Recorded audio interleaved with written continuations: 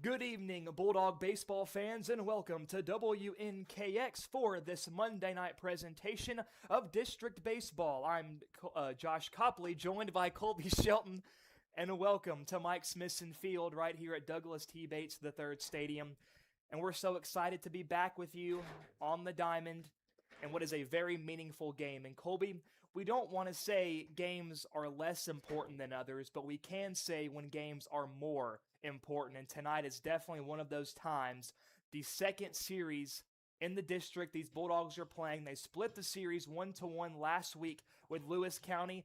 Didn't look great against Waverly, but now they can turn around and pick themselves up with a big-time win over the Riverside Panthers. Yeah, it was a good, much deserved kind of a longish weekend. It was a holiday weekend for these dogs, and just knowing from being around the team last Friday, working on some field maintenance and just kind of hanging around them after the game, that coach's message was, "Hey, love you guys. Tough week. You can't win them all, but don't touch a ball. Relax. Let's go back to work on Monday with a clear mind and a clear head and ready to go." So I think this team's got a lot of motivation to kind of just put the week behind them, and that's what I would do too. Just forget about it. Two tough teams that they played, and they got one from the district foe, which is pretty important. But now you're back against another district foe, so it's important to get back into this and attack them. And we hope all of you did have an awesome Easter weekend. We're excited to be back on the broadcast, and there's no better place to be on a Monday night than right here on the campus of Hickman County High School in a big-time game with a big-time player towing the rubber for these Bulldogs.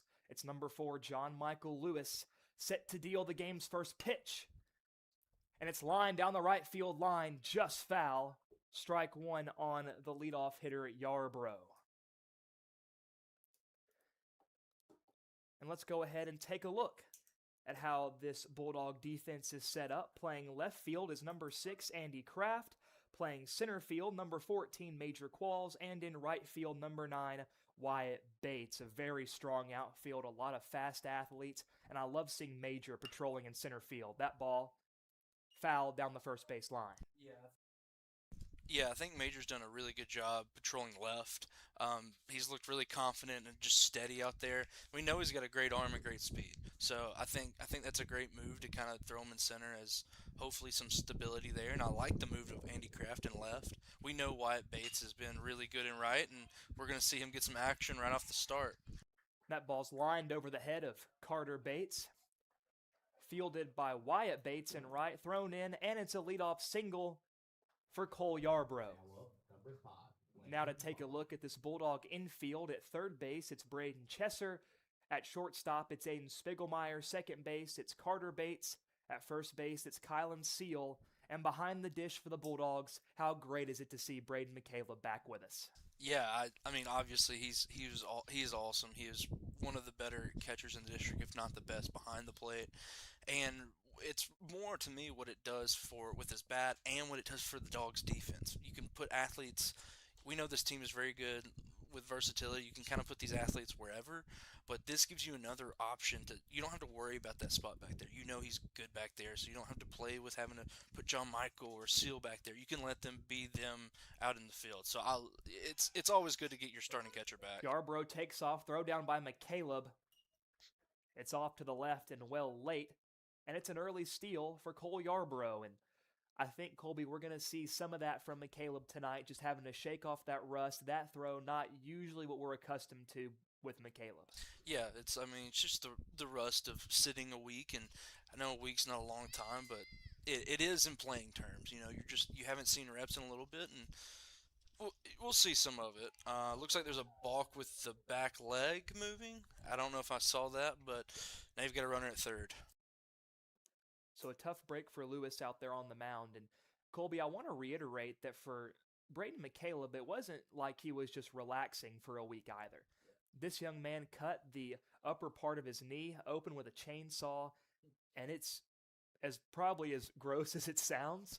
And it's unbelievable that this kid's already back in just a week's time. It's a testament to how tough he is. That's such like a Tennessee small town injury. You don't hear a lot of MLB guys having chainsaw accidents above the knee or something, but we're glad he's back within a week, and he's a tough kid already. I know he didn't really want to be out for a week, but you still got to be like, hey man, let's protect ourselves and not play. And glad he's back. I know the team's glad he's back too. And Coach DeShane had a conversation with the field umpire about that previous balk. And at the high school level, it's not too often we see calls overturned just because of lack of technology or whatever the reason might be. I think he's just trying to get some form of clarification. But either way, the runner stays stationed at third. Nobody out. Number 5, Landon Vaughn in the left-handed batter's box. A breaking ball by Lewis catches the outside part of the plate. Yeah, it's important for Lewis to come back. The last time we saw him, kind of a rough outing, and it's just important for him to kind of get back to what he was doing earlier in the season, throw strikes.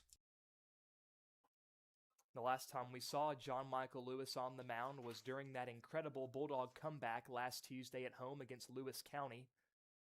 And it was John Michael Lewis that started the game, and then Carter Bates was the one that came in and gave such great longevity to this Bulldog team and ultimately picked up the win. And Vaughn swings at a pitch in the dirt. McCaleb throwing the first low, skips up on Seal. And the runner at third hesitated for a moment, thought about breaking, but stays put. And McCaleb, Colby, so far, missing a lot of his throws low. It's like he's pulling off on it just a little bit. Yeah, there seems to be a little inconsistency, there. Did get the strikeout there, but reaches on a not a great throw from McCaleb. It's some of that rust we saw, but you're back to first and third, no outs. Yeah, you just get back to throwing strikes, kind of like you were, like we were saying, just at the beginning of the season. Ground ball right here would do. And again, a balk called on Lewis. And they give the runner second base, and they're going to reward Yarbrough with the plate. So with that balk, Riverside's on the board first in this district matchup, 1-0. Yeah, I got to be honest, Josh. I haven't seen it yet. We are up in the booth right now, so it's a far ways away. I'll be honest, but Coach Duchesne's not happy, and he's talking to the other team's third base coach about this too. And I don't know. It's a lot to look into right there. I haven't seen it yet, though. I gotta admit. So Lewis going to have to make some adjustments. So I don't think we've really seen him called for too many balks this year. And now he's already been called for 2 in just the first inning alone.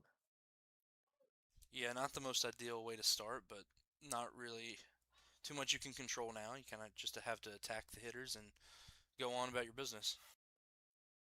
The pitch to Jace England misses down and in, and England's ahead in the count 2-0. Jace England, a member of the Riverside basketball team. We saw a fair amount of this young man not all that long ago, now that Riverside and the Bulldogs are in the same district. England skies that one left center field. Long run for Qualls, and it's going to fall. England's going to slide into second with a double. A runner moves up to third, didn't get a great jump, had to wait to see if it would drop, and we see Qualls talking to Kraft out there in left field, maybe some miscommunication. Yeah, I almost think, and some of that comes with the experience, kind of like what we're saying with Tractor behind the plate, but Major's not been in center field all too much, and Andy has definitely not been left all too much, so maybe just some miscommunication on alignment, and maybe that's what it looked like. The ball just kind of like the wind's going from third base line to the first base line. It looked like the ball just got in the wind, kind of swirled and dropped. And I know the golfers out there, you've seen that ball flight all too much, but maybe Andy just kind of thought Major had it, and Major wasn't going to be able to get there because of that, and it just looked like you said, miscommunication. But at the end of the day, that's 3 runners get on from not a lot, really. Weak contact, balks, drop third strike, just some weird stuff, but you got to lock back in.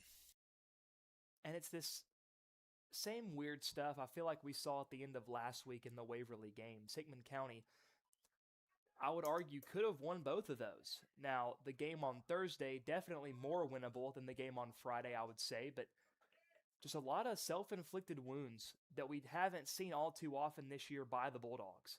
And it was those same exact self inflicted wounds that they were able to use against the Panthers on Tuesday of Lewis County. Yeah, we bring it up every once in a while, just about every game, but that's kind of high school baseball. You try to make the other team make the mistakes, and you try to limit your mistakes about as much as possible. The recipe to win really at this level, really in any sport. You can think in basketball, you limit the turnovers and make your easy layups and things of that nature. You're probably going to win that game. And it's Kirk, courtesy running for the pitcher England out at second base, and Vaughn, the runner, at third. The cleanup hitter, Ridge Thompson, the first baseman. And we've seen a lot of left-handed batters for Riverside, more out of one team than I think we've seen all year. And a disgusting breaking ball by Lewis garners the swing and miss from Thompson. He's way ahead in the count 0-2. Lewis still searching for his first out. The 0-2. Another disgusting breaking ball, and McCaleb looks the runner back to third and gets the put out at first. And a great job by McCaleb to recognize the situation, to look that runner back to third, and then secure the out with a shorter throw too. I love that as a catcher you're taught to declare if you're inside the line or outside, important for the first baseman's positioning. But I like that he also got a little aggressive, came up the line, made the easier throw, and didn't overthink it. I think it's also important here to remember you got to go on second and third. If that throw is, again, wide, it's a chance for both of them to move up and make this a 2-0 game. So important out right there. Good strikeout, John Michael. Lewis misses back-to-back pitches down to the 5-hole hitter Cody Brasher, the center fielder. Infield still playing back, and this early in the game, not all too surprised by the move. Lewis down 2-0. That ball cracked to right field. That's down for a hit. One run will score. Second runner waved around. Throw by Bates comes in, and it scoots away from McCaleb, and Brasher is going to take second behind the throw. It's a 2 RBI single for Cody Brasher. Yeah, Josh. Again, a ball that's not hit hard. It's just dumped into right field. But I mean, that's a good piece of hitting. That's your job here is just trying to get the guys in scoring position home. He does a good job and just dumps it in the right field. But for John Michael, you got to remember. I know this is a 3-0 game. Excuse me. They haven't hit you hard yet, and nothing's really been bad. It's just some weird balks and pass balls and stuff that's just weird. You're still throwing the ball good, and it's important to remember that. And Mike Smithson talked about this a lot on Tuesday in regards to how John Michael conducts himself on the mound. It's all about controlling the emotions. And we've seen a few times this year, it's taken John Michael about an inning or so to really get settled in. He's had some rough first innings, but after that, he's almost able to coast his way through the rest of the game. He's able to find himself. So I think going throughout the rest of this year, you're hoping John Michael can become a more complete pitcher. A nice pitch called for a strike. Yeah, and I think that'll come. I mean, he showed it a bunch this year. He's committed to go play college ball to do what he's doing right now. So it's like he's got that in him. It's just honed it in, and he's a young kid that throws the ball really good. And sometimes you get overly excited, sometimes you get juiced up, and that's what we see a lot in the first inning with these types of guys. Well, and that also what's to come with these district games. And we're used to seeing that, how guys take these games a little bit more seriously. There's a bit more energy, a bit more pep in the step, and that can help you or hurt you. And Lewis gets a swing and a miss. And Brylan Crawford counts even 2-2 with one out. Brasher standing on second.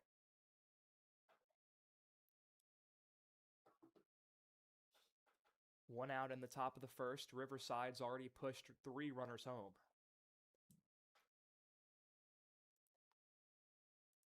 Lewis, a couple of checks back on Brasher, delivers a breaking ball, called, strike 3. 2 down in the inning, and Crawford was none too pleased about that call. Yeah, I don't know if I would be all too much either, but yeah, it's we've seen that time and time again this year. It's a good way for John Meyer to get back into this and strike out another guy. He's already struck out 3 guys. He might can have a 4 strikeout inning. If you remember, he had the pass ball that got thrown away from McCaleb, so could have 4 strikeouts this inning. Brooks squares to bunt, pulls back, called a strike. McCaleb puts it on the money at second, so after a couple of rough throws by McCaleb, that one of the more perfect throws we've seen all season long. That was incredible, and that's where if you're in the pros or even college, D1, you're like, maybe we take another look at this and challenge this thing. But yeah, that was one of the better throws that I've seen all year. But Brasher able to sneak back into second. Breaking ball, called strike 2 on the inside corner to Colt Brooks. Yeah, and at this point you can kind of tell he's starting to find the grips to stuff. It's admittedly a little chilly with that wind, so maybe that was also a factor to get into this ball game. The 2-strike pitch misses outside. Nice block by McCaleb.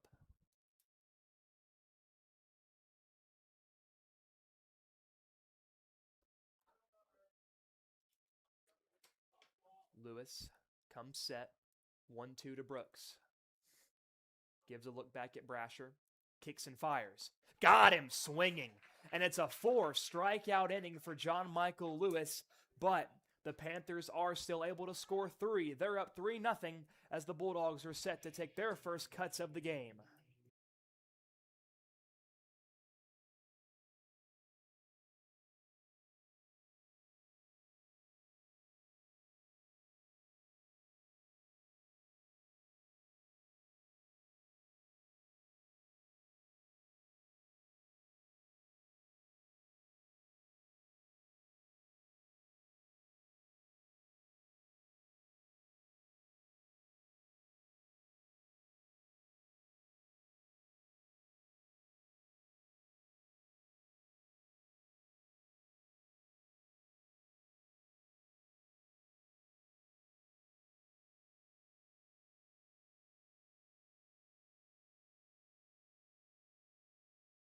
And as we prepare for the bottom half of inning number 1, let's take a quick look at the defensive alignment for the Riverside Panthers. In the outfield from left to right, playing left field, number 25, Landon Wyatt, playing center field, number 3, Cody Brasher, and in right field, it's number 1, Brylan Crawford.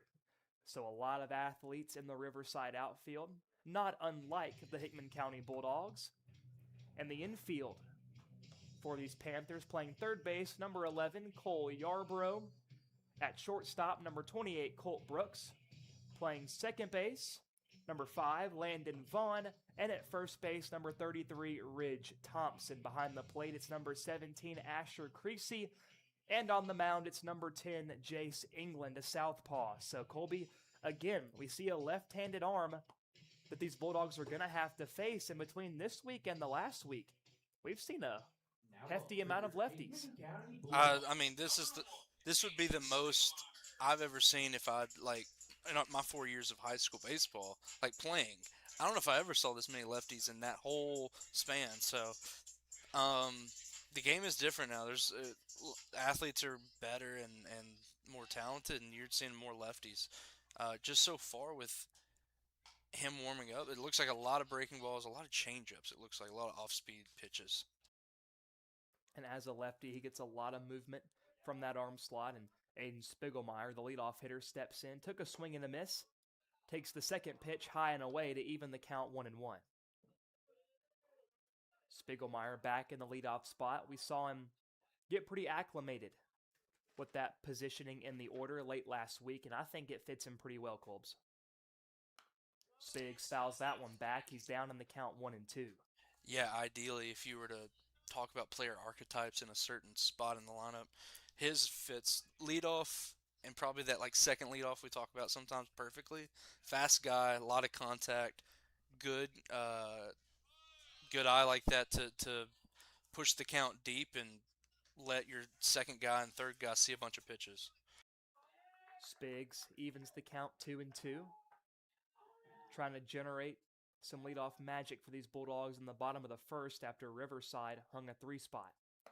And a big rip and a miss by Spiegelmeyer, and England has his first strikeout of the night. Number 28, Braden Chesser. Yeah, it looked like he was just early on it. I bet that's what he's telling some of the guys right now. He was just talking to John Michael on deck. It's just these guys we talked about last week. I think it was Lewis County. It could have been 2 weeks Kenwood, but not everybody throws as hard as we've seen from Hull at Lewis County or some of those guys from Waverly. And sometimes you just got to sit back and wait on it. Doesn't mean their stuff is bad. It's just different. And Chesser took the first pitch for a called strike. The second one bounces to the plate for ball 1. Like, you can absolutely be very efficient and very effective throwing not quote-unquote hard. And Chesser cracks that ball to left field, and it falls in front of the left fielder Wyatt for a 1-out base knock. And we talked about how much Aiden Spiegelmeyer fits that leadoff spot. I think Braden Chesser fits that 2-hole like a glove as well. We talk about his versatility in the field. He can hit anywhere in the lineup. He does something that not a lot of kids his age or a lot of kids in high school for that matter do. Work counts, foul pitches off, and get what he wants to hit just about every bat. That first pitch misses way inside on number 4, John Michael Lewis, almost nicked the jersey. Josh, and what do we say about pitchers when they're hitting? They can help themselves right here. And Chesser going to have to be mindful of that move from the lefty England on the mound. The first pitch, he went with that high leg kick, maybe trying to deceive Chesser. That second pitch that Lewis fouled back, more of a slide step. As a guy, this is speaking from experience, that doesn't throw that hard, that's how you have to do with the base runners. You throw over, you change from a slide step, you look them off, you do all of these things. But it's a way to combat you not throwing hard and getting away with that, so the catcher can get the ball early. You have to mess up the base runner's timing instead. Lewis down in the count, 1-2. High leg kick, the pitch, and Lewis fouls it off. The catcher unable to squeeze it. And John Michael has new life.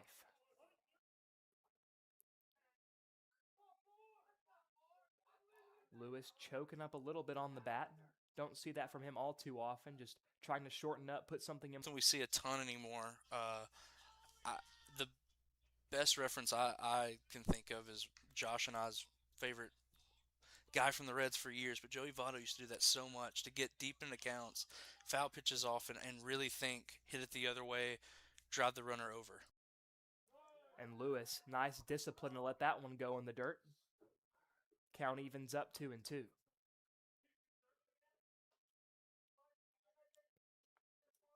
Chesser, moderate lead off first.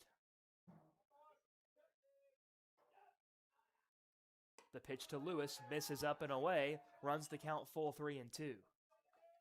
At this point in the at-bat, you've seen, I want to say there's probably been 6 or 7 pitches you've seen so far. So you've got a real lock on his arm slot right now, and he's in the zone. He's seen 2 or 3 straight balls. And Lewis fouls back the 3-2 pitch. We'll do it again. I mean, he's on those pitches too, just a little under. And with 3-2, might see Chesser get in motion before too long.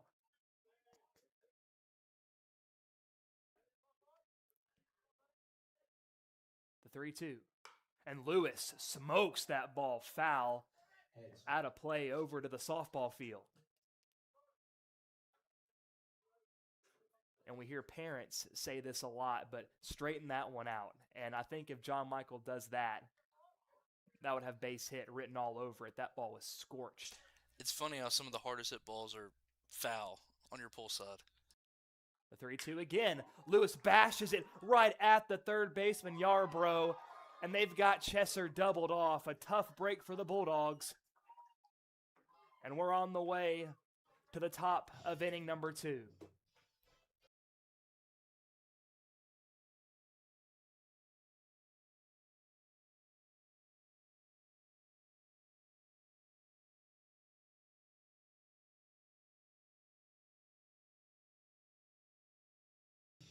And Colby, those plays, like the one we just saw, the line out double play, it really hurts to watch as a Bulldog fan, player, or coach because it just shows how unfair this sport of baseball is. He hit that ball on the screws, but it still resulted in 2 outs. Meanwhile, in the first inning, Riverside, they were just putting the ball in play, not all that hard, but all of them were in no man's land.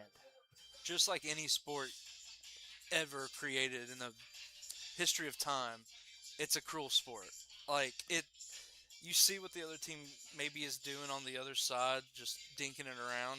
Not saying they didn't earn it. There's a couple of those like counts that they went deep and really fought to get to where they were, but he just hit maybe the hardest ball you're going to see all year off his bat, and that's saying something for him.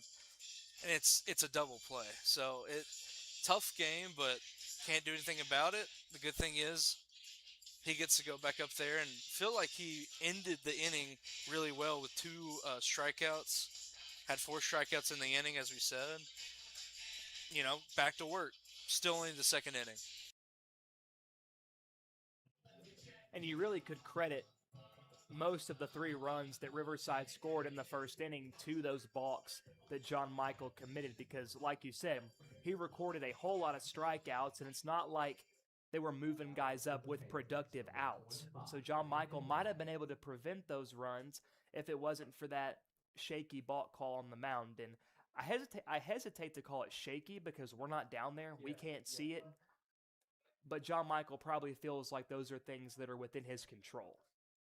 That's kind of the thing, right? Is you don't want to really comment because he's 10 feet behind John Michael. We're in a booth behind glass at the top of the stadium. It's like, obviously we can be critical, but it's what he saw, and that you just got to play on. Like, there's nothing you can do about it. You go back to throwing strikes, and hopefully you can get it fixed. And it's first pitch swinging just out of the reach of Carter Bates, and it's a leadoff single for number 25, Landon Wyatt. Yeah, I think the angle here for us is a little weird, but it looked like I thought Carter Bates was going to get to that ball, but just out of the wingspan of him, of Carter Bates. But now you see Braden Chester start to creep on the grass.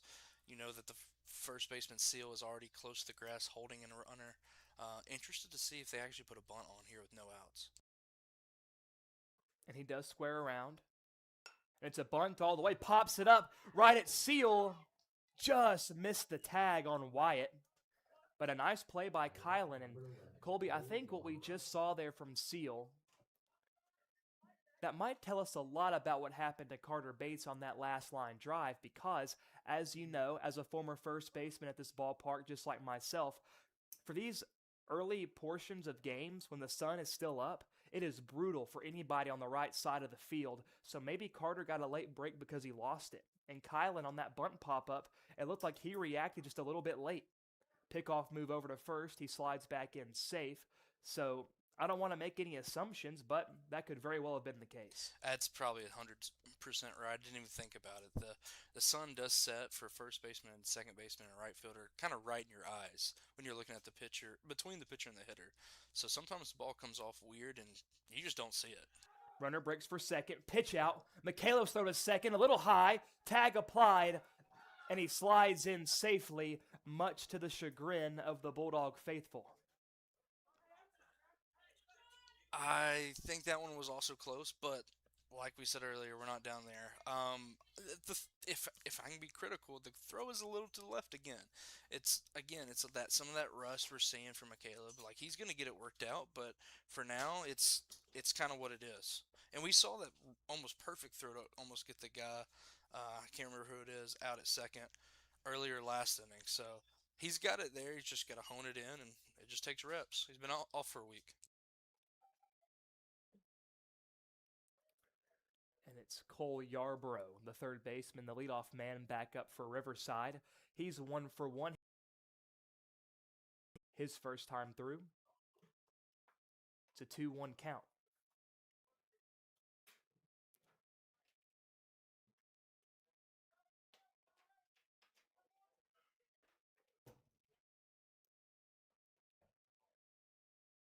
Lewis delivers, pulls off, misses it outside, off the glove of McCaleb, and Wyatt will move up to third. Yeah, just a little inconsistent coming down the mound towards the plate for Lewis. Excuse me. Um, he's shown spurts tonight though. He can lock in for a couple pitches, throw strikes. We saw those strikeouts. Yeah, sometimes it's a little pulley glove side, but that's a great pitch right there. Over the plate for a called strike 2. The count is full to Yarbrough. Runner on third, 1.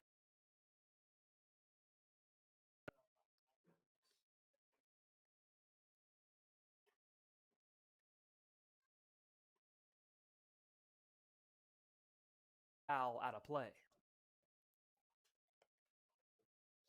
It's a good pitch from John Michael. This guy last time hit a single to the right field and later scored, so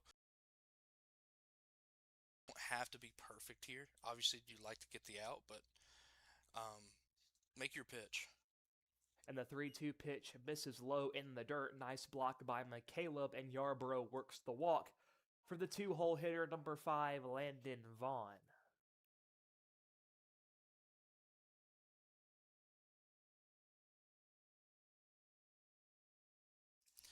Vaughn last time was the victim of the first strikeout that we saw McCaleb throw away, just a little low to seal. But yeah, Vaughn reached on a drop third strike on that last one. Later came around to score. And John Michael looking to be a little bit more punctual with Vaughn this time around. Runner takes off. First pitch misses in the dirt. McCaleb blocks it up, and Yarbrough takes second easily.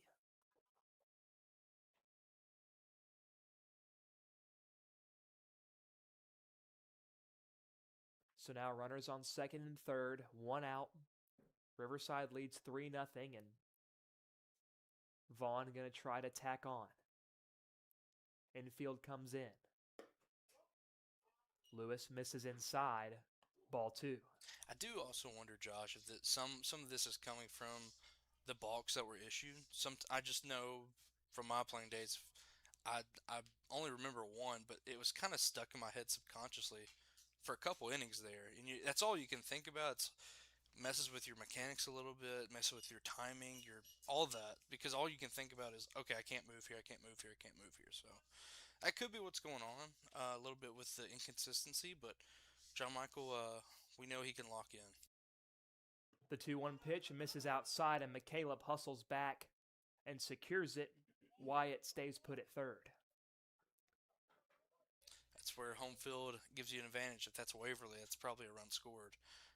Since it's here, you got a short back wall and a brick wall at that can pop back to you. So good job by McCaleb to go and get that.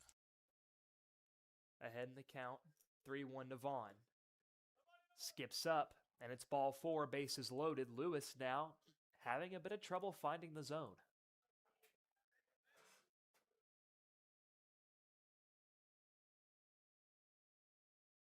Yeah, so cool. You walk 2 guys. There's been a hit here and there. Some weird stuff is happening right now in this game for you if you're John Michael. But at the end of the day, all you can think right now is, if I get a ground ball, I'm probably out of this inning. So that's how you got to think up there on the mound. And Lewis back to the windup for Jace England.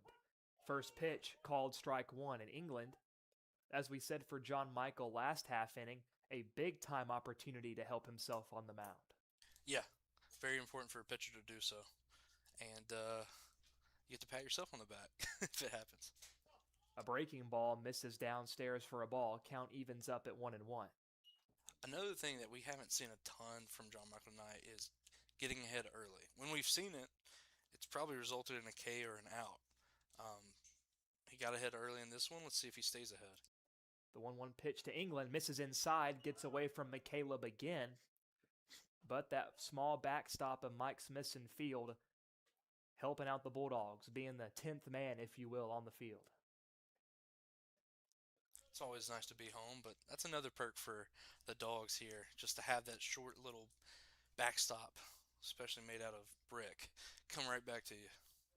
But now, attention back on John Michael, who's behind in the count again, 2-1. Again, Lewis misses inside, well off the plate. And Colby, with some of these pitches, it's not like John Michael is just missing either. It really seems like there's something going on mechanically. Yeah, I mean, you could point.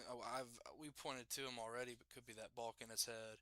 Could just be adrenaline trying to get through some of this. I mean, he is finishing well towards the dugout, as if you can see on the camera, folks at home. He's stepping kind of towards the left-handed batter's box, glove side open, and when glove side's open, your hips open and your arm follows. It's hard to control a pitch if you're doing that. And now Ridge Thompson, number 33, steps in. He's 0 for 1.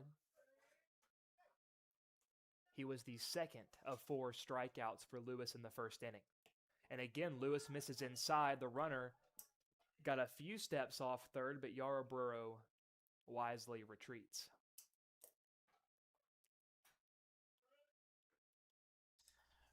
As you go through what could be causing this thought process, I don't think it's adrenaline. It could be trying to get through an inning. It's just, it might just be like a doubt, like what's going on right now type of thing. And that's a bad place to be. As you can see, he misses again inside. It's really that front. If you're watching on at home, it's that front glove side, hip and shoulder are just kind of flying open, and you can just tell there's something going on. So now we're going to get Mechanically. the mound visit from Coach Deshane, and I was wondering when we'd see it, Colby. We've already seen a few walks in the inning by Lewis, and behind in the count to yet another batter, 2-0. And I'm not really sure what Coach Deshane could tell him at this point besides just emotional encouragement. Yeah, your message is, hey, slow down. Don't, if you keep doing this a time or two, like it's gonna get away from us, and we're not. You just give us a chance here. Slow everything down. Breathe. This is like the thing that Coach Chesser and at the time Doc Brown used to tell us was, it's all on you. There's no pitch clock. There's nothing like that here. It's your game. It's all on you. Not that that's pressure, but it's up to you. Just make the pitch. Just throw strikes.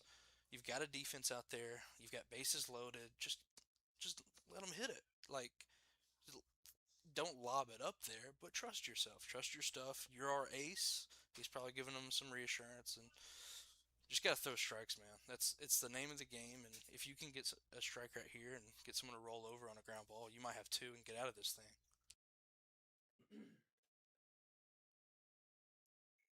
The 2-0 again misses down and in. Count goes to 3-0, and we'll probably see Thompson taking all the way. Yeah, I would not swing if I even got one right now. It's kind of the nature of the game, the chess game.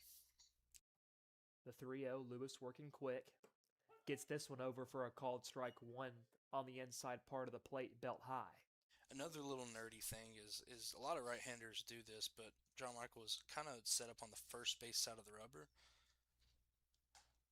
Called strike two on the outside corner, and Lewis, after being down 3-0 to Thompson, has worked it back full and needs to execute here again, quickly on the rubber. If I'm Lewis, I'm focusing on that last spot.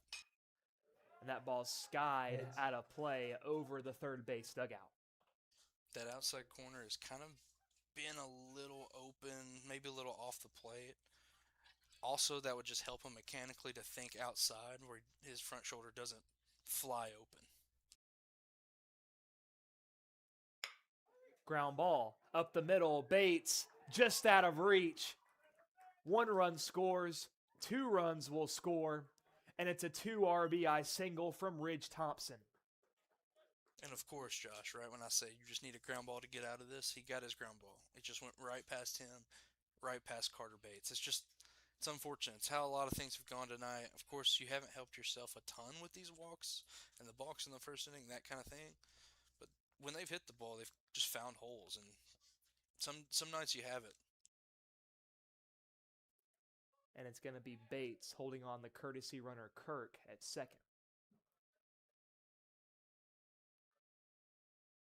And it's Cody Brasher. He's 1 for 1. He also singled into right field. And it was one of those swings from Brasher in his first at-bat where you really have to tip your cap as a pitcher. He sat back and just drove it the other way. Yeah, it was one of those dunks that we saw in the first, but he did his job and just put it right out there in front of the right fielder, drove in a couple runs. Inside, and that nicks Brasher, and the bases are loaded again, still only 1 out.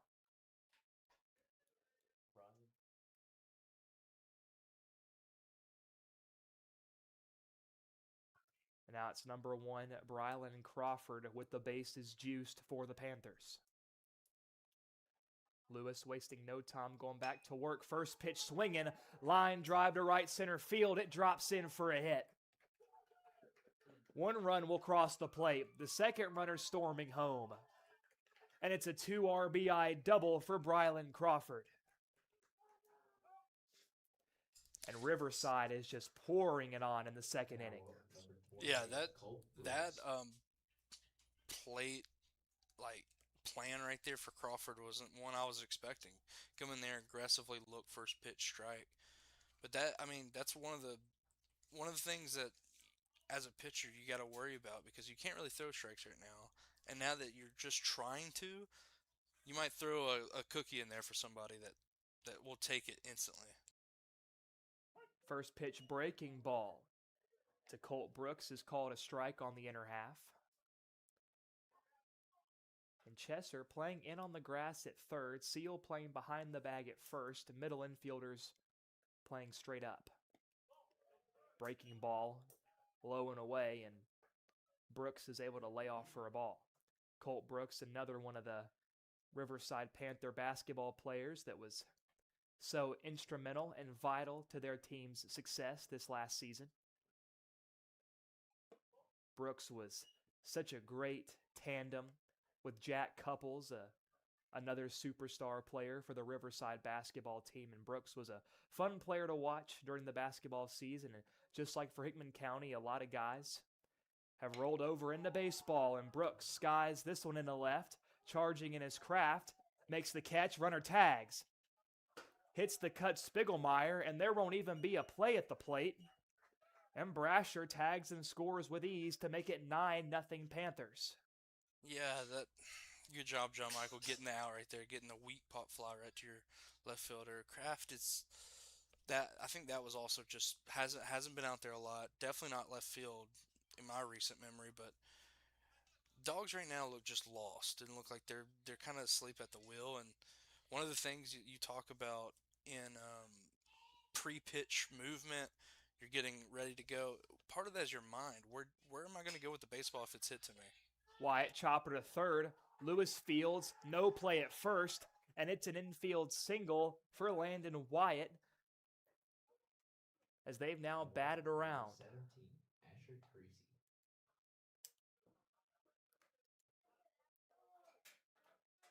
Riverside has already hung a 6th spot in the top of the second. Runners on first and third for the 9-hole hitter Asher Creasy.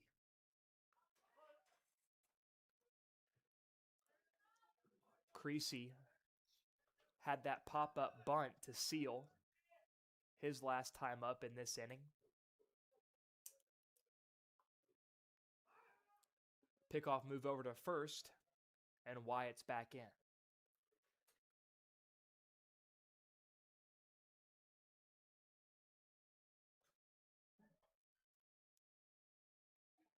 First pitch to Creasy. Chopper back to the mound. Out of the reach of Lewis. Chesser fields, bobbles it, throw to first. Not in time, and another run scores. Yeah, just weak contact back to back creates a run. That's tough right there, man.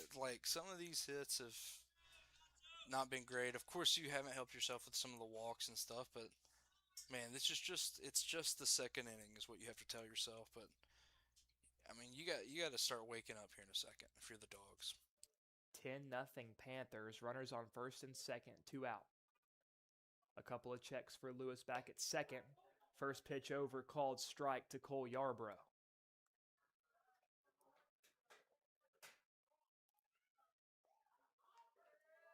And Yarbrough, he's singled and walked. He's 1 for 1.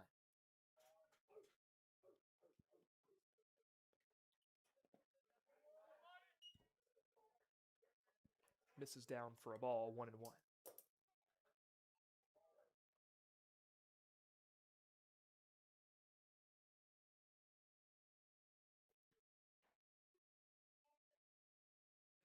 Lewis comes set and delivers. On the inside corner, called strike 2 as Yarbrough shakes his head. Dog fans, just to kind of put into perspective how bad the inning's been. Everyone in the lineup has scored for Riverside except for Brooks, who had a sac fly, the left fielder, and Creasy, who is currently on base, who could score. It has been rough. The 1-2 misses up and in for a ball.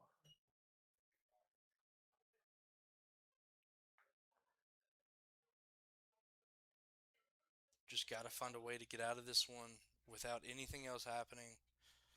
And then you got to go to work. You got to put your head down and go to work in the box. That's all you can do. Lewis looked back to second. The 1-2 pitch, breaking ball in there for a called strike. And at long last, the top of the second comes to an end, but not before Riverside puts up 7 runs. Your score, Panthers 10, Bulldogs nothing.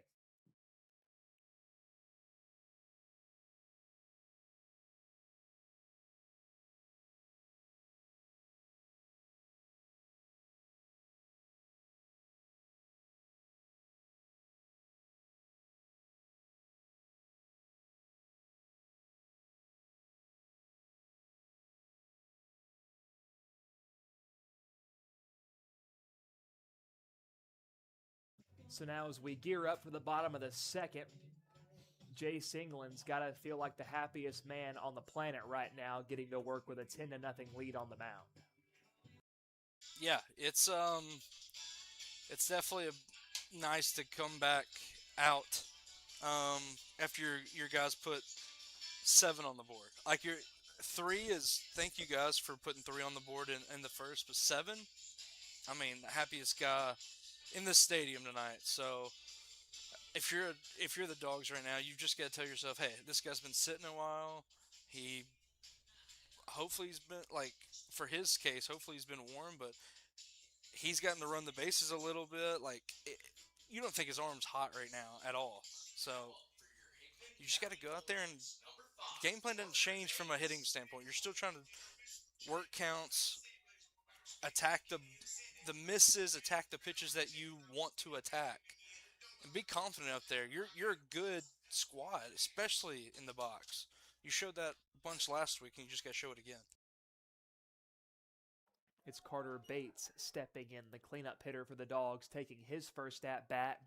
Meanwhile, the leadoff hitter for Riverside, Cole Yarbrough, has already taken 3 at-bats. Just a little bit of perspective. Bates, check swing, appeal. Yes, he did.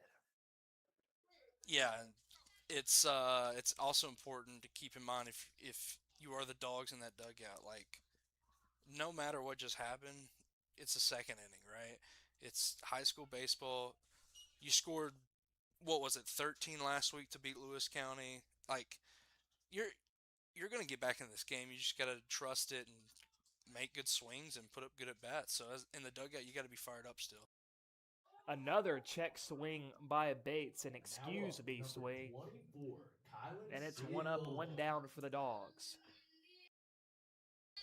Yeah, that was nasty. It was something that looked like it was about to hit him, but like you said earlier, for a lefty, sometimes there's a little ride to that movement on a changeup or a fastball. So looked like it was about to hit Carter Bates right there. Ends up kind of getting close to the zone and has him all kinds of confused. And now it's Kylan Seal due up for the Dogs.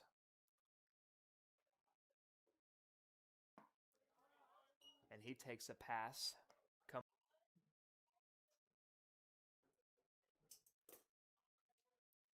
2-2 once more from England. Outside corner called strike 3. Now up, number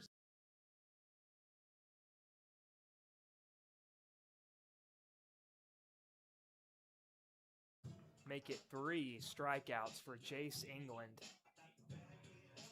on 28 pitches. Working quickly to Andy Kraft. First pitch again dots the outside corner for a called strike 1. Yeah, and truly this is the difference in throwing strikes right now, right? We're seeing two pitchers. One kind of had some balk issues and a lot of walk issues, and the other is just pounding the zone and making dogs earn it. And Kraft swings foul into the woods.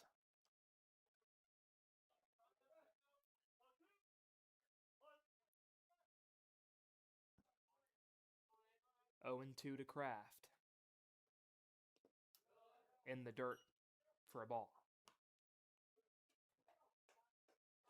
Yeah, we've seen a bunch of 2-out rallies from the dogs this year. Hopefully we can maybe see another one right here. And Kraft takes 2 consecutive pitches in the dirt, evens the count up at 2 and 2. These dogs just need to go back to their roots. A lot of battles, a lot of long counts. 2-2, up and away for ball 3. Good eye right there. It's a good job. Kraft to really work this count with 2 outs and get to a full right here. So all you can do is just keep battling. The 3-2 pitch. And after being down, no way! Oh, goodness gracious. Called strike 3, up and away, inning over. And we're going to the third inning. Riverside 10, Bulldogs 0.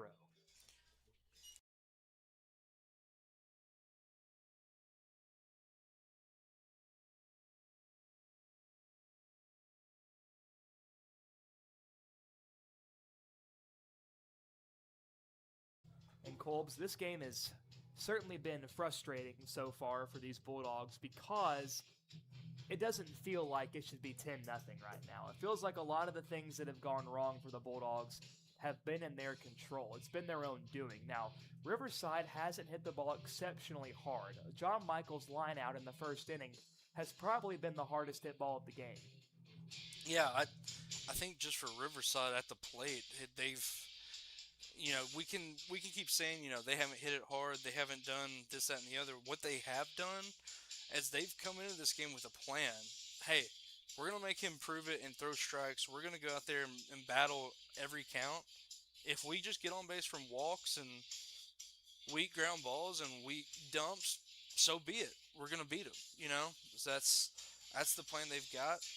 And for England throwing the ball for Riverside right now, props to him. He's come out with a plan of throwing strikes and making the dogs earn it. And frankly, they have not. I know there was a questionable call on that last count, but other than that, it's like the dogs have really just been asleep at the wheel. Again, really early in this game. The problem is you can't keep saying that and not do anything about it. You also can't keep saying that because it's about to be the third inning, and it's about to not be early in this game. So you just got to wake up. That's really all it is.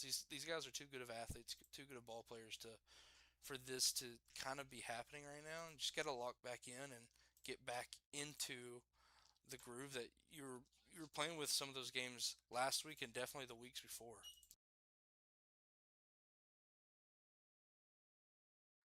First pitch misses to a ball. Misses for a ball, rather. Second pitch is fouled down the left field line, out of play.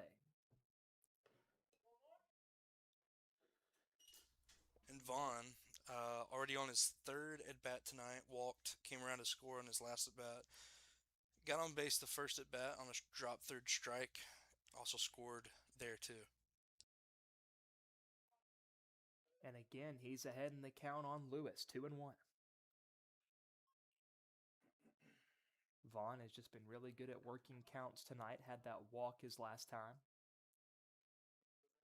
Lewis challenges him, gets him to chop one to second, and it kicks up on Carter Bates, and Vaughn's going to reach first on an E4. Now up, number 10, Jace. Yeah, that's a controllable right there. We talk about controlling what you can control. Obviously the walks are one of those. That's another one. Just a ground ball. Some of these guys just aren't playing aggressive enough. Not playing on their front foot. Going to make the play. You kind of saw that there, letting the ball kind of come back into him, eat him up. He got it on a weird between hop and just went off it looked like his thigh. Yeah, that's one you got to come and aggressively take, especially if you're playing deep in the second base hole right there. And that was one of those plays that feels like it summed up this entire game because Bates is a guy usually so sure-handed on defense, a very rare mistake. And England in the box for his third time. He's reached base twice. He's 1 for 1, walked his last time up, and eventually would come around to score. Way ahead 2-0 to Lewis. Takes a look over to first, almost tripped, and he's awarded second. Yeah, I agree with that one. John Michael didn't take his back foot and step off to turn. If you take your back foot, step off behind the rubber, and then turn, not a balk. But that one, he fully committed to throwing first. Never threw, though. You got to throw it if you're going to commit like that. So now he has to battle back, focus on England at the plate with Vaughn now at second with nobody out. The 2-1 pitch. Smacked foul into the softball field to even the count at 2-2.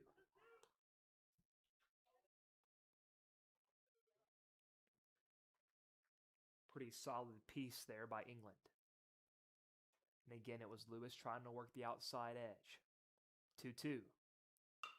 Chopper to Seal. Fields the hop, takes it himself for the first out. But that will move Vaughn up with relative ease over to third. Riverside has another run 90 feet away for Ridge Thompson at the plate with 1 out. It's a good old school piece of hitting right there. Got a guy at second, especially easy for a lefty in the box, but just hit one to the right side, get the guy at second, moving to third, and now you got a guy 90 feet away to score another run. First pitch to Thompson, called strike 1 on the outer half. Infield surprisingly not playing in with a 10-run deficit. Yeah, I think I would definitely do that. Just every run matters now. And a check swing, no appeal needed, had him in knots for strike 2.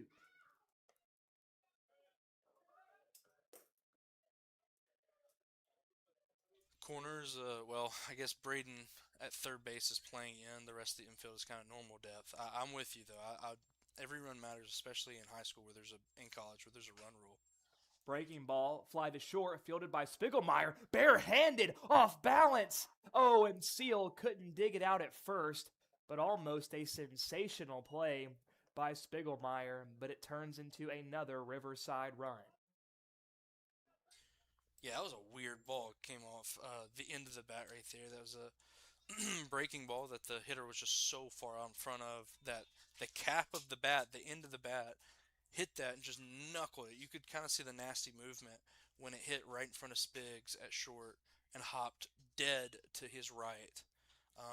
Pretty athletic play right there to even get a throw out of that. But, yeah, that's a tough way to, again, give up a run to Riverside. Pitch in for a strike. And Colby, that play by Spiegelmeyer actually reminds me of a play that I had to make. I think it was my junior year, either sophomore or junior year. I was over at first and we were playing against Creekwood, I believe. And somebody hits the ball kind of awkwardly, had a ton of spin. I was going up the field what looked like a relatively easy hop, but it kicks to my right. I barehanded it, took it myself over to first, and a lot of people see that and think it was just for style points or whatever. That ball chopped to third. Chester fields it coming in, fires across the diamond, pulls Seal off the bag. And it's another runner on base for Riverside, but going back to what I was talking about, that was really the only course of action because you don't have time to reach your glove back across to make a play. You have to use your bare hand, and Spiegelmeyer in a similar situation out there at short, and Coach DeShane making the long walk to the mound, and this will be the end of the day for John Michael Lewis.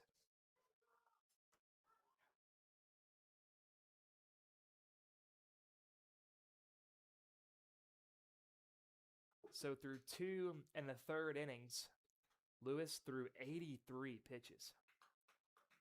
Yeah, that's a lot for a game. Um, like going out throwing 5 or 6 innings, that's a ton of intense work for 2 1/3. Um, yeah, that's we know he's better than that. We've seen him be better than that. He throws the ball with I mean he's got a great fastball, a great breaking ball. It just didn't look like he had much conviction tonight. And that's what you see if you don't have the confidence or the conviction in your stuff. You just miss spots. You throw balls. You put it in spots where guys can still put a barrel on it, and that's what you saw. Really, really rough night. He's got better days ahead of him, as we know. We've seen better days out of him, but Jackson Bates coming to the mound, number 26. So excited to see another outing from this young man. He's been a bright spot for sure this year. The final line for John Michael, he went 2 1/3, 9 hits, 11 runs, 10 of those earned, 3 walks, and 5 strikeouts. And he actually finishes with 84 pitches, 48 of those were strikes on 23 batters faced. And now it's turned over, like Colby said, to the freshman Jackson Bates as he tries to do a little bit of damage control with runners on first and second, 1 out, in an 11-0 ball game. I think the other thing to keep in mind here is just it's so early. It's Monday in the week, right? You've got to save arms, and another way to do that is just having a lot of guys throw multiple innings, keeping the pitch count low for each guy. We see Kylan Seal at in the bullpen right now, warming up. So not sure how much run Jackson Bates will get, but you're just saving arms. You're saving a limit so guys can go later in the week, and that's possibly what we saw from John Michael, as he could probably go like Friday. Ground ball to third. Chester Fields steps on the bag across the diamond. Double play.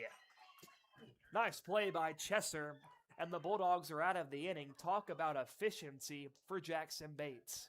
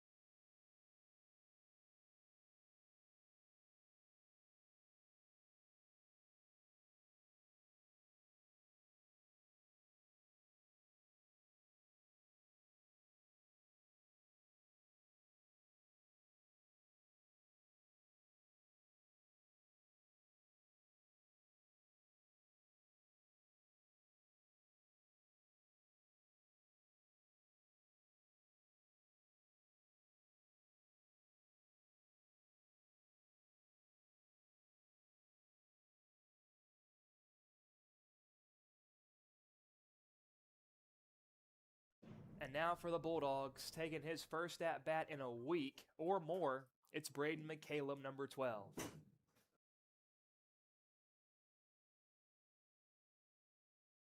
Although tonight's not been a great night for the Dogs, it's a great night to get him back. And we've talked about his defense pregame, about how he's important, and we've seen some rust, but he's also made some pretty good plays from on the plate. I almost think this part of his game, once he, of course, on time, right when I'm about to say this, he strikes out. But he's so valuable. This lineup just gets deeper and deeper to have a guy like that in the middle of it. So, it's good to have him back. So McCaleb goes down on strikes, and Wyatt Bates steps in for his first time, takes a big pass and a miss. And I guess this could constitute as blowout material, but for any Reds fans out there, it's currently the top of the 8th. Cincinnati's taking on the Miami Marlins. They're up 2-0. Tyler Stevenson just left the yard for a solo home run. Bates hit to center. It's dropping fast, and it falls in for a one-out single. And Colby, I think our blowout material is what gave the Bulldogs good enough luck to come back against Lewis County last Tuesday. Remember, we were talking with Smithson about all of his major league stories, and before we knew it, the Dogs were making a rally back into the ball game. I think it definitely helps when you have a World Series major league pitcher with the blowout material, except for us two has-beens. But some barrels getting hit or balls getting hit by barrels right now, so you can't hate that. But Major Qualls does fly out to center field for the second out, a relatively easy play out in Central. Number 1, Aiden Spiegelmeyer.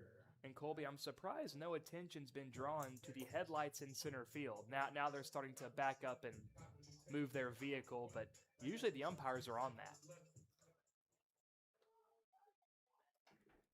The lineup rolls back over to Aiden Spiegelmeyer. Spigs went down swinging his first time up. Takes the first pitch outside for ball 1.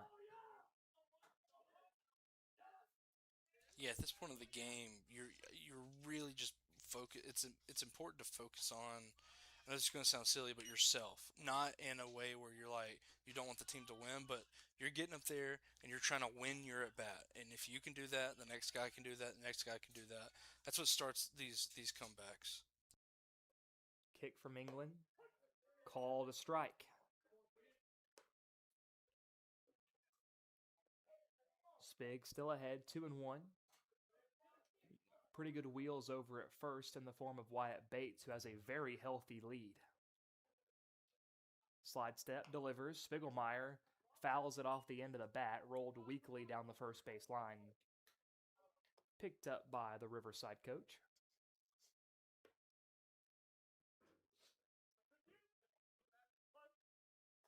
And Jace England working with 45 pitches, relatively efficient in the bottom of the third. Runner takes off, breaking ball swung on and missed by Spiegelmeyer.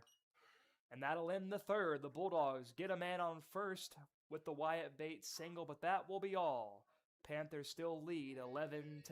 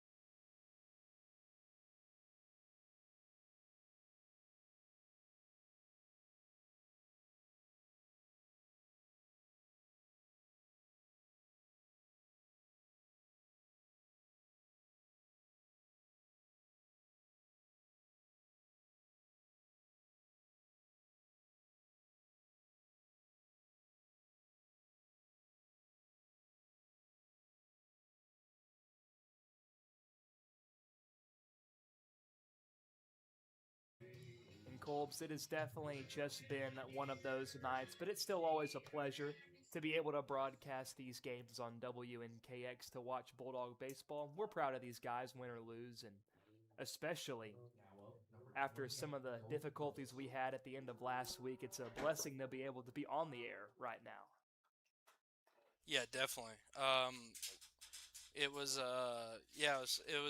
frustrating to say the least. I know definitely for you, but we're glad to be back on the air to bring you some baseball. I know it's not the most fun thing to watch, and I'm sure most of you probably clicked off anyway right now. But we're trying to stay in it. We're trying to stay positive and trying to just tell you how it's going down here. Vibes are low, but I tell you what, Jackson Bates is throwing the ball really good right now, and that's a really good thing if he can keep doing that the rest of the season. And Jackson Bates, we talked about his efficiency at the end of the last inning, one pitch, ground ball, double play to Braden Chesser. And now he faces Colt Brooks. Brooks, who's 0 for 1. I just love his movements coming down the mound. It's very it's just like right on top of each other, and it looks so balanced. He's got a little lean, stands tall, and you as a batter looking at a guy that's that tall and stays tall, you're like, man, there's no way he can throw hard and throw low because you don't think he can kind of reach down there. But man, he does such a good job of getting through that front hip and exploding down the mound. I know he walked the guy there, but he's throwing the ball really well right now. Has been all year. So he loses Colt Brooks for the leadoff walk. Now stepping in number 25, Landon Wyatt.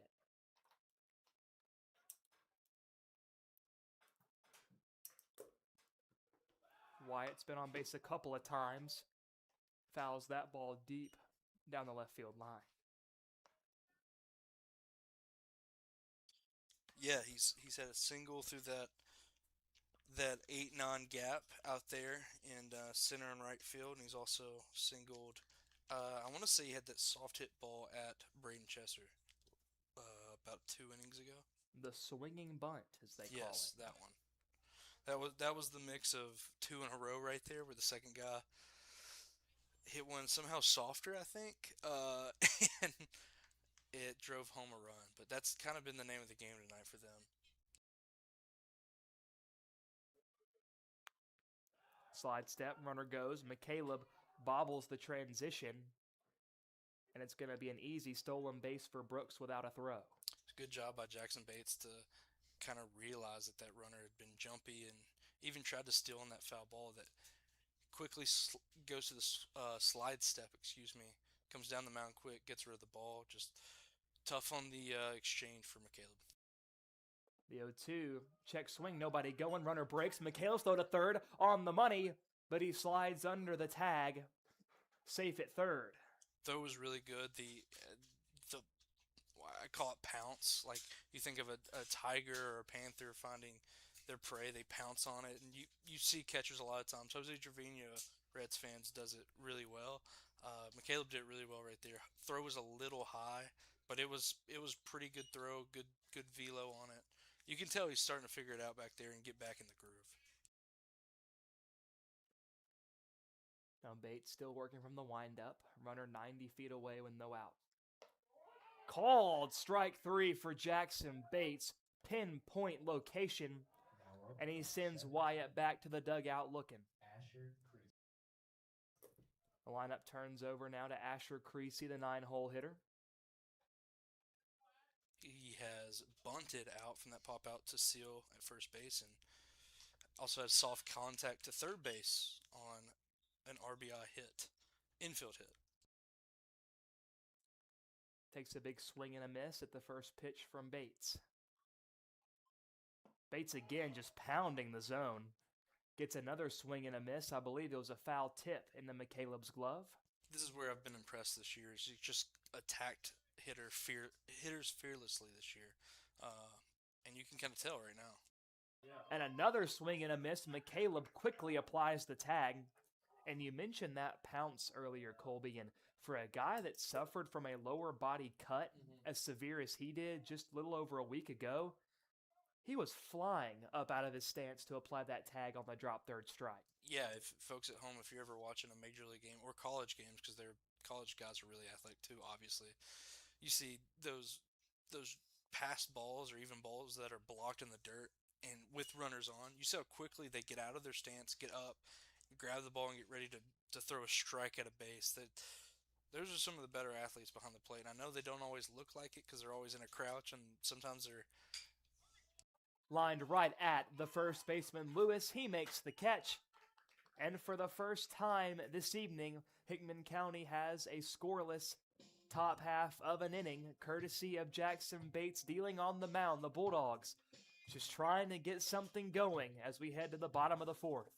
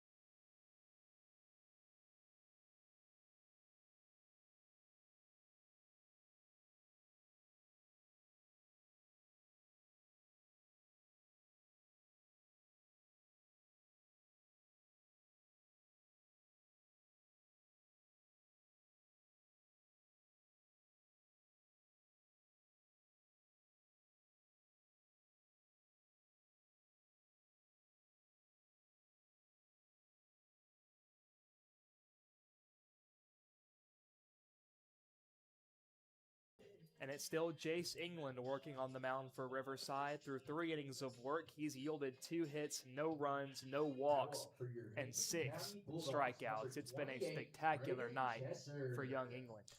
great day at the office if you're a pitcher. If you're England, he's done what so many high schoolers want to do: throw strikes and effectively work off speed pitches where it's an uncomfortable at bat. You don't have to throw hard to have an uncomfortable at bat. You can change locations, change eye levels, and ultimately throw strikes, making the batter have to work. And Chesser steps in now. He singled to right field, to left field, his first time up. He is one of the 2 Hickman County hits. And if we remember, he was a victim to the double up by Lewis's hard hit ball at the third baseman, where it was so hard that even Braden had to freeze and still got out. And the 1-2 pitch is skied in the infield. First baseman calls it, and he makes the catch. Now up, number 4.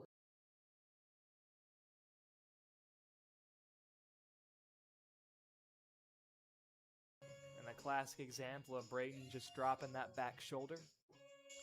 Yeah, it's just one of those nights, man. I mean, like nobody's playing all too well, and nothing's really going right. And sometimes this happens. It's important for a team to kind of, when that happens, just really focus in on every pitch. And when you're up there, you're just doing a job to fight through a count.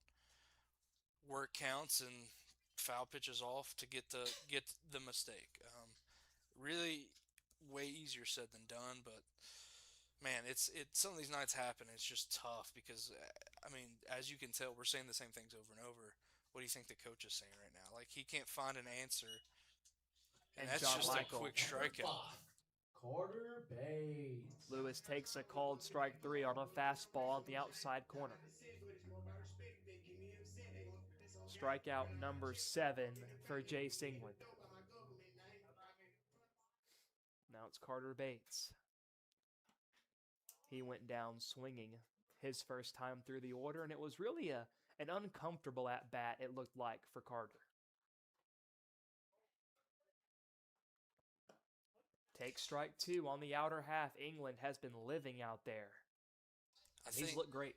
Yeah, he really has. I think the last Carter Bates at bat was something we've been talking about, where it's looked uncomfortable to an extent, right? To certain guys, like you can tell they're not really picking it up. A lot of soft hit stuff or chases and stuff, but you kind of saw in that last Carter Bates at bat that he really had no clue where that last pitch was going. But fighting here, got back to a 2-2 count with 2 outs. Deuces are wild right now, Josh. Indeed. Bates looking to stay alive to start a 2-out rally. Takes that ball in the dirt. Thought about it, but wisely holds off.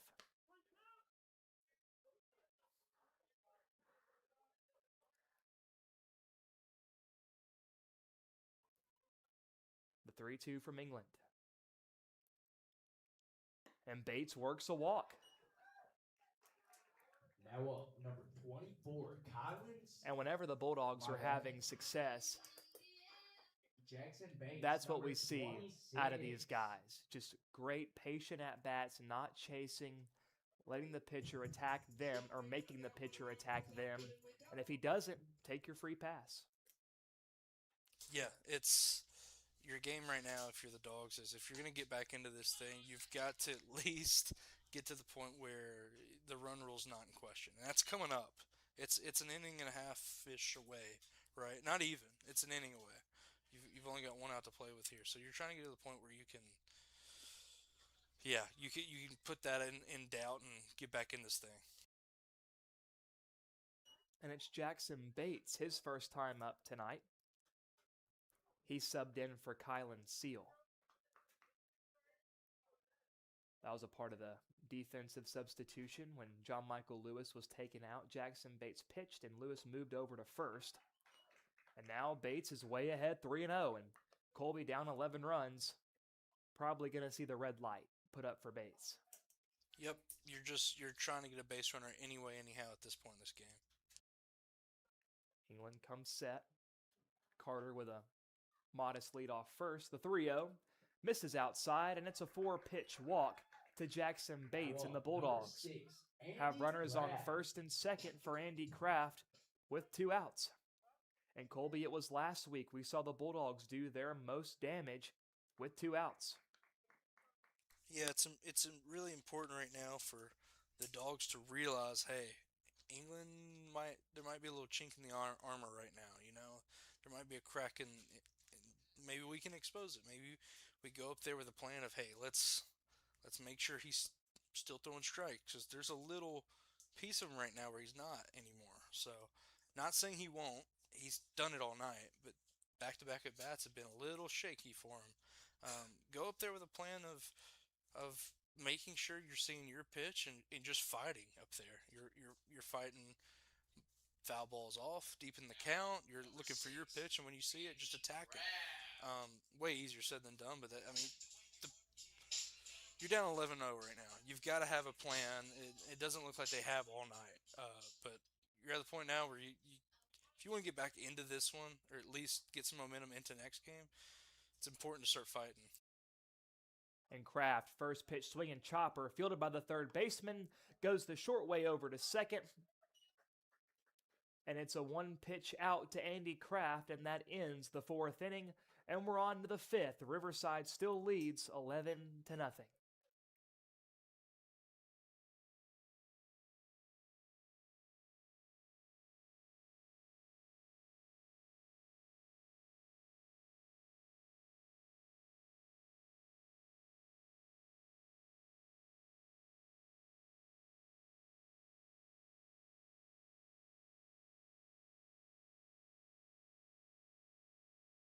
And while we have a break, let's take a look at some scores around Major League Baseball.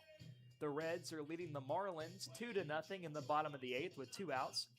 The Royals are up on the Guardians 4-2 in the top of the 9th with 2 outs. The Padres are up big on the Pirates 4-0 in the top of the 7th. The Nationals and Cardinals are tied at 3 in the top of the 7th. The Brewers and Red Sox also tied in the top of the 5th. The Dodgers are up big on the Blue Jays in a rematch of last year's World Series, 6-1. The Twins are up on the Tigers, 3-1. The Orioles lead the White Sox 1-0. The Mariners and Rangers are tied at 1 at the end of the 2nd. And the Astros and Rockies are just now underway, tied at 0 in the top of the 1st with 1 out. And that is your Major League Baseball update on WNKX as we ready ourselves for the top of the 5th. Riverside trying to add some insurance And if they're able to hold the Bulldogs scoreless or at least to a run, this game will be over.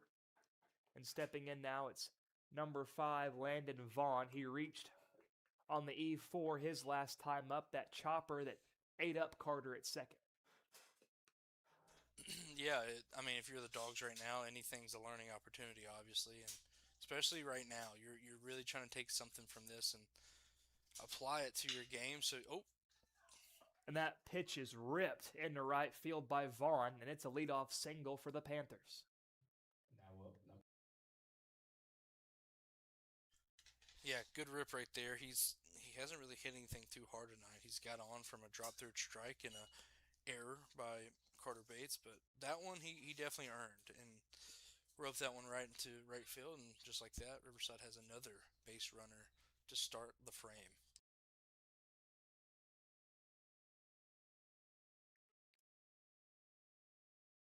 Now it's Jace England, the lefty pitcher for Riverside, who has been spectacular on the mound, is looking to contribute even more from the batter's box. Had a walk, which ended up being an RBI with the bases loaded. Runner goes. McCaleb throw to second. Looked pretty good from here. Skips up to Spiggs. He picks it, but it's late. And Vaughn's able to swipe second. Just a little short and on the first base side, but again, not a bad throw from McCaleb. Just a fast runner in Vaughn, so just good on good right there, and sometimes the base runner wins. Time called at the plate on a 1-0 count. Nobody out. Runner on second.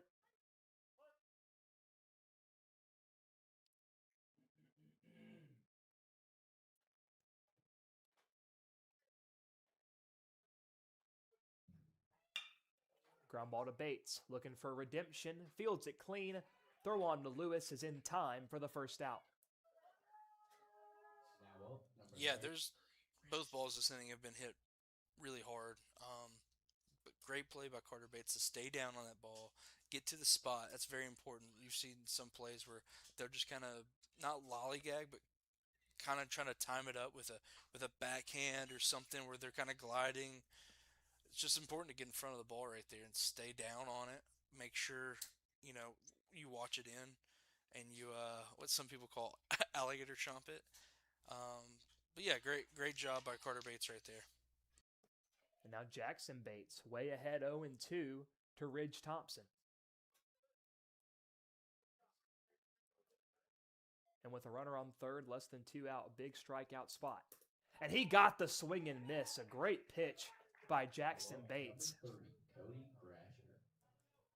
And man, Colby, this freshman, he's been locked in tonight. He's been, I would go as far as say all year he's been pretty locked in. He's looked great.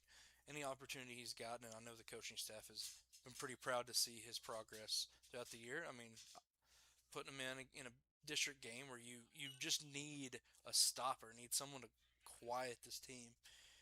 And he is got that one pitch out in the third to end the third, and then a 0 on the board last inning. He's got 2 outs here with no run. So he's just been what they'd hoped he was. That pitch misses tall off the glove of McCaleb. And again, Colby, we're just seeing McCaleb having to adjust back into baseball life. Another big thing, too, I didn't mention this earlier, but it's just your focus. Baseball's such a long and kind of not boring, but just like going through the motions type of game, it seems, from the viewer's eye. But for a catcher, it's just as important as a pitcher to be locked in every pitch. I mean, obviously you're receiving every pitch, so it's just getting back in that mindset of the competitive mindset. And I know it's only been a week since we saw him, but that's a long time.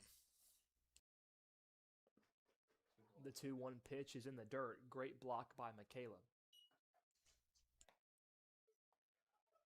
And Cody Brasher has been swinging a hot bat tonight.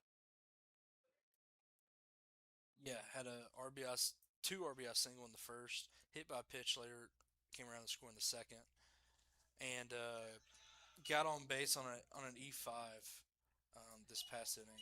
And the 3-1 pitch in the dirt gets away from McCaleb, and another run will cross the plate for Riverside, and Brasher takes a walk down to first. Runner on first, 2 outs, 12-0 now Panthers.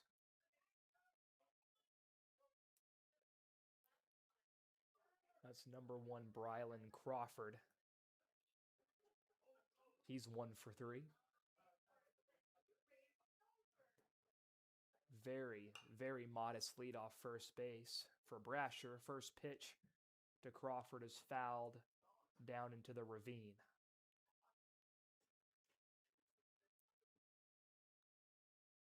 And that was the first run Jackson Bates has given up tonight, just to show how good he's been. Yeah, he's been pretty great, as we've said, throughout the night, but getting swings like that consistently. Now he's ahead 0-2 on Crawford, 1 strike away from sending this to the bottom of the 5th.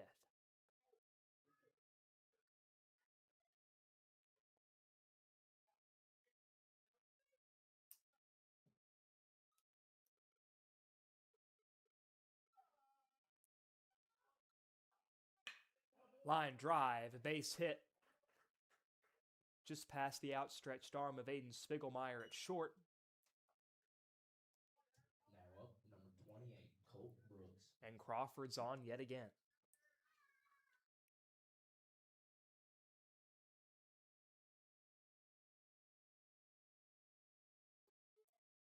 So now it's Colt Brooks. His guys already lead 12-0, but another runner in scoring position out at second stands Brasher. The first pitch, Brooks is swinging and fouls it back.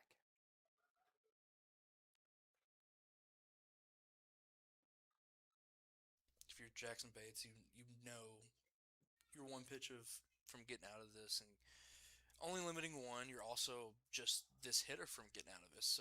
So if you're Jackson Bates, you're still confident that you can get this out. I mean, he's looked great since he came in tonight. Just a couple hiccups here and there. Bates comes set, kicks and deals, and he plunks Brooks in the back. And that will load the bases with 2 away in the top of the 5th. Now up, number 25. And as if this game wasn't already blown wide open, Landon Wyatt can continue adding salt to the wound with a base hit.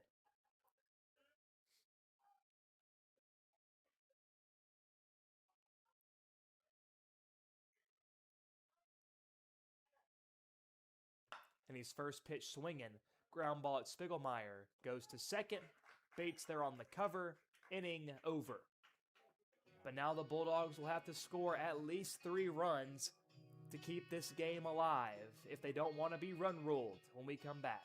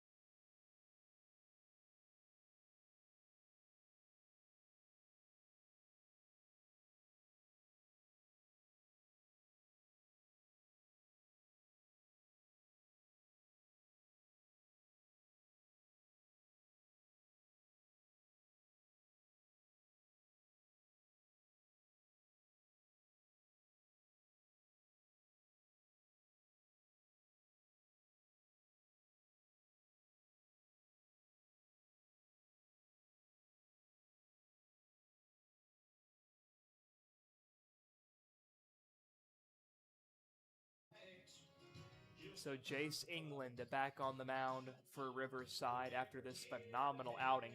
He's held the Bulldogs scoreless through 4 innings so far. Number 12. And if he's able to keep the Bulldogs to 2 runs or less, he's going to walk out of here as the winning pitcher. Now it's Braden McCaleb up for his second time. He struck out looking his first time and takes a called strike on the first pitch of his second AB.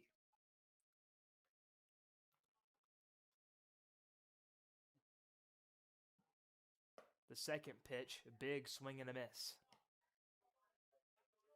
And Colby, one of the issues, on top of the injury and what the injury causes, is that it feels like McCaleb kind of has to start back at square one. He has to almost, quote unquote, learn to walk again because he has been so valuable to this team in the first half of the season with his bat and defensively. And tonight, you could just tell he's looked a little bit off, and that's to be expected, I think. Yeah, it is. He was such a big run producer and good bat earlier in the year, and it's crazy to think that a week will you mess your timing up, but you can kind of see he's just not himself right now. He'll get back to it. I mean, they've trusted him all year. He just needs his reps again, and he needs to trust. I mean, it's sometimes also with an injury, you don't trust your body to make the full recovery. But high schooler, he's a great athlete. He's fine. He's just got to realize that and go back to work. So McCaleb goes down swinging for the first out in the bottom of the fifth. Now it's Wyatt Bates takes 2 consecutive balls. And yeah, Colby, back to McCaleb. We've just seen him take some swings tonight that we're not really used to seeing him take. And like you said, he's going to get back into a rhythm. I know not the whole team wasn't hurt last week, but you could probably say that about a lot of people in this lineup tonight. It's just something's been off. We even talked off air. It's just been off for maybe the last game or two, and if you're Coach Duchesne, if you're the coaching staff, you know that. That's not a secret. I mean, you can watch it. And you're trying to get back to what you were doing beforehand. It's a good ball club. It's just you go through spurts throughout the year. Problem is in high school, you don't have a lot of time to get those spurts out. You got to get back to playing good ball, and you're in a district game right now, and it's important to at least get some momentum to go into game 2 tomorrow and try to even this thing up. And Major Qualls steps in with 1 out. Wyatt Bates worked the walk on 4 pitches. First pitch to Major, called a strike on the outside corner. Going with a first pitch breaking ball. Credit to Wyatt Bates. Single up the middle his last time and a walk this time. He's just about the only batter that's seeing it right now. A couple guys have gotten walks tonight, but yeah, he's gotten on twice and has looked somewhat comfortable comparatively, especially to the rest of the lineup. So a lot of these Bulldogs could certainly learn to apply that Wyatt Bates mentality, whatever mentality that is. And Qualls way out in front of a breaking ball for strike 3 swinging. And now the last hope for the Bulldogs. It's number 1, Aiden Spiegelmeyer, as the lineup rolls back over to the top. And Spigs also just hasn't looked like himself at the leadoff spot. He's struck out 2 times, both swinging. First pitch misses high for a ball.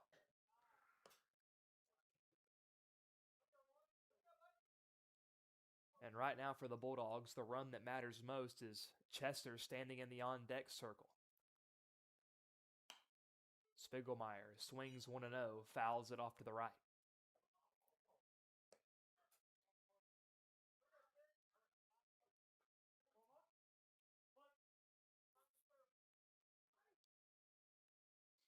Bates, good lead off of first. Slide step from England. Misses low and away for ball 2.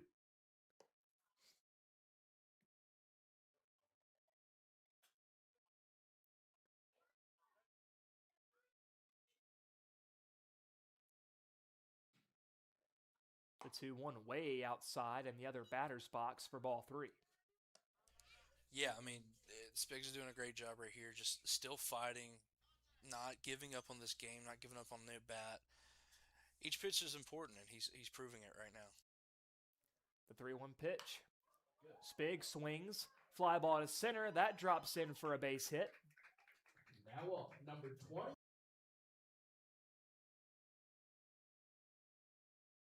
So now the must-have run for the Bulldogs stands at the plate in the form of Braden Chester if they want to keep this game going. Yeah, been clutch all year, been a great bat all year, but if you want to keep this thing moving, he's got to put a good swing on it or get a walk or a base hit out of this and get this thing to John Michael. It's a really tough situation, and It's you look at the if you look at like if there was an ESPN percentage tracker on this thing, Riverside's at a 99.9% right now, but there is 0.1%, and you're saying are you saying there's a chance? So you're telling me there's a chance. Technically there is right now, and Braden Chester is a key cog to that just staying alive mentality right now. The catcher had a conference with England on the mound. First pitch breaking ball drops in for a strike.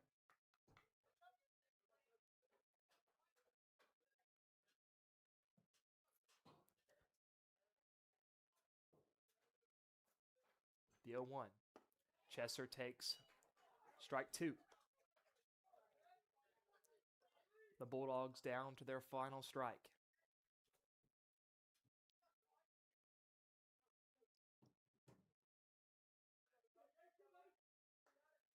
And the pitcher steps off, trying to get the sign from his catcher.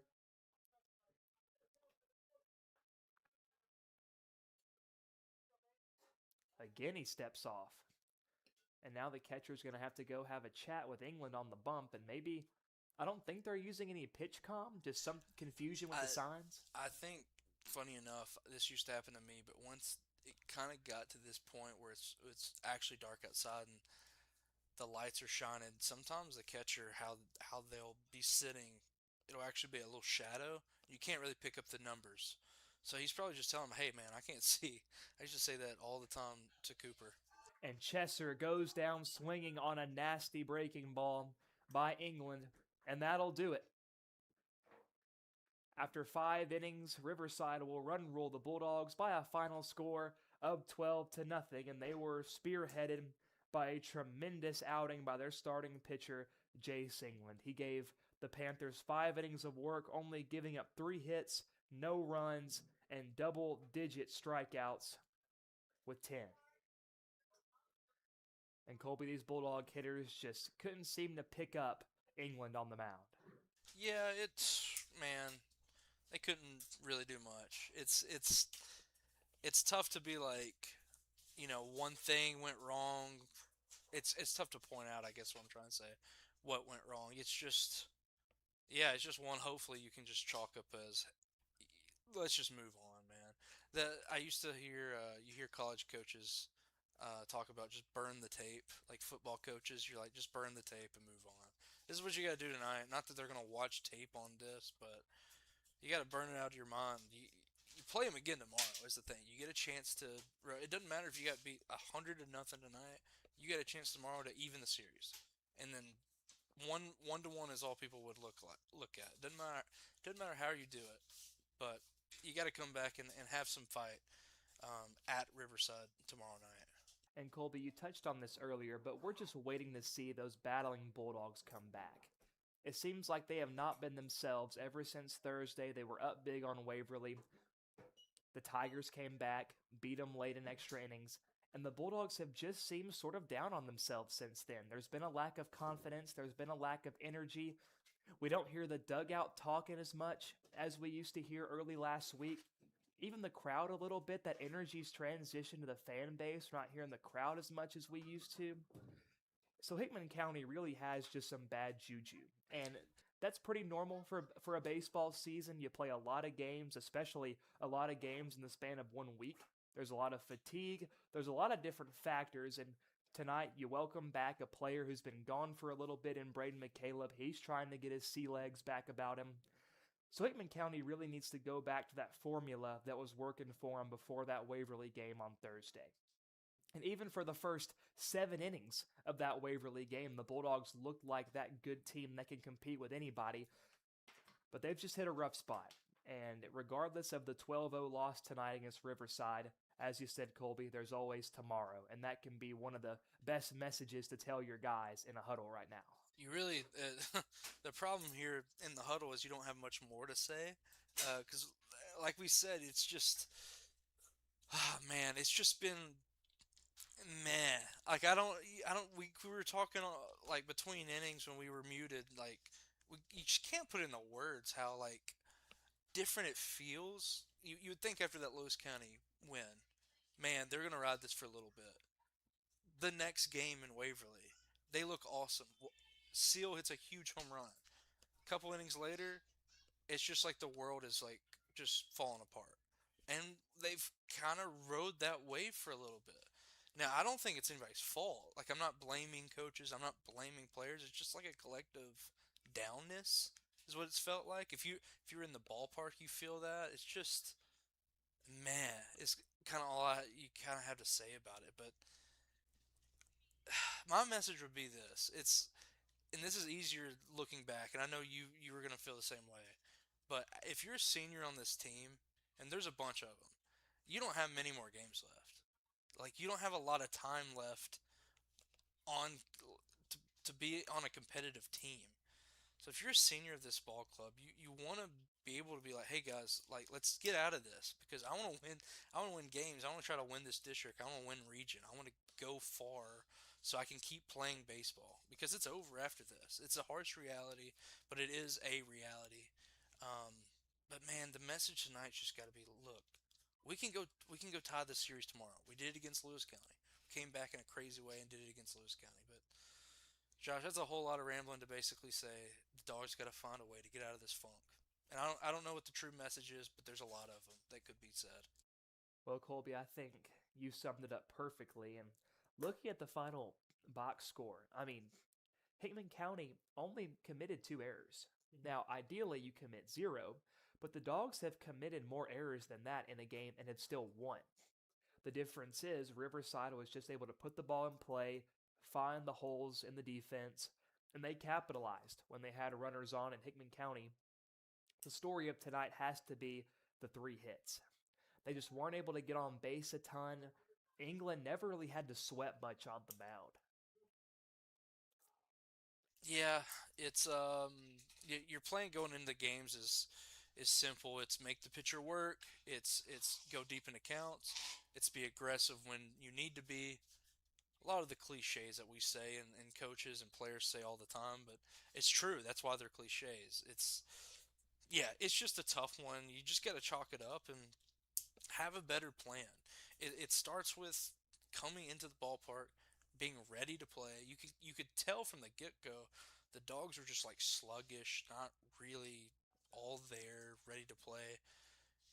You get another chance tomorrow. It's all about opportunities. You get the opportunity to go play ball tomorrow. Man, I know we would kill for that opportunity right now in our spots, but no, tomorrow I got to go to my 9 to 5, you know?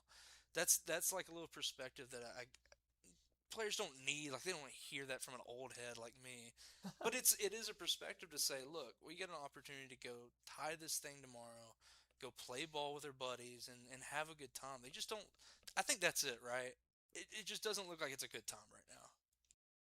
So tomorrow, Hickman County is going to have to bring their energy, bring their A game down to Decatur County in the rematch with Riverside as they try to even the series up at 1 apiece. Meanwhile, Riverside improves to 3-0 in district play. The Bulldogs fall to 1-2 in district play. So a lot of season left, but as you said, Colbs, the clock is ticking. So we hope the Dogs bring it tomorrow. And as for me, I'm going to be bringing some tissues, some cough drops, and some hot tea because this congestion is real. I realized that throughout this broadcast, I've probably sounded super nasally, so I'm trying to overcome this. It's a side effect to having a game that's played outside in the springtime. Yeah, not to harp on this too much, but my top priority over Easter weekend, get desserts at because I was out at home. So I'm right there with you, Josh. It's an outdoor ball game. It's that weird spring weather where haven't got a ton of rain, but even when it does rain, the allergies spike. But yeah, folks at home, go get that Zyrtec, go get whatever, and watch the Dogs hopefully tie this thing up tomorrow. And I believe that's all we have for you all. Once again, your final score from Mike Smithson Field, Riverside 12, Hickman County 0. We thank you all for tuning in tonight on WNKX. We'll see you all tomorrow night in Decatur County. For Colby Shelton, I've been Josh Copley.